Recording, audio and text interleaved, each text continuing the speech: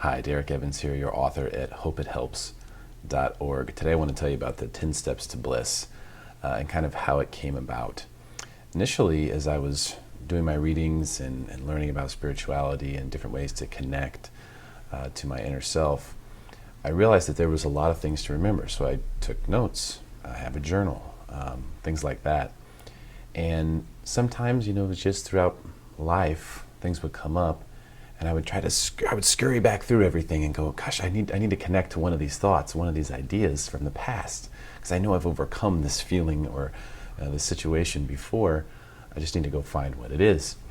And so what I started doing was just making a list of the things that I kept going back and looking for, and essentially created this little menu of things that I would go back and say, what of this do I need today? Or if I started to feel disconnected or turbulence in my internal dialogue, I would go back to the menu, say, all right, I need some gratitude today, or I need to focus on present moment awareness, or I've completely forgot about one of these things that is so helpful to my practice and ultimately my life.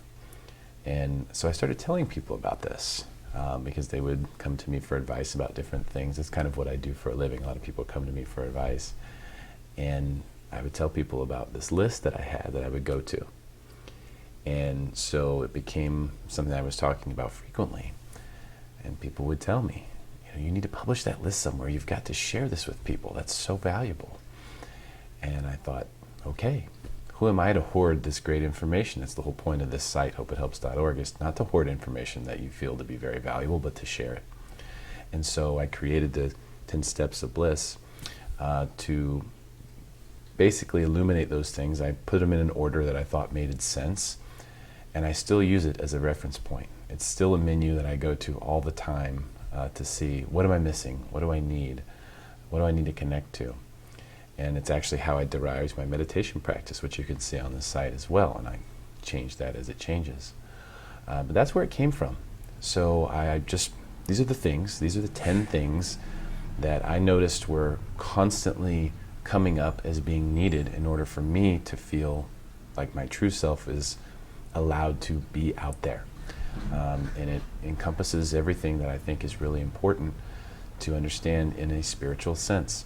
So, of course, my goal is to help you find the things that maybe need to be on your menu. So don't limit yourself to these 10 steps, but go through the 10 steps in the order that they're in and see how it does for you.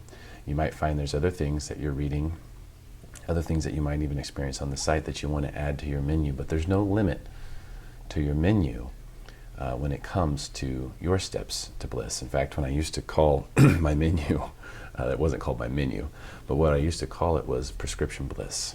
That's what it was in my notes, prescription bliss, and I would list out all the things like taking my medicine.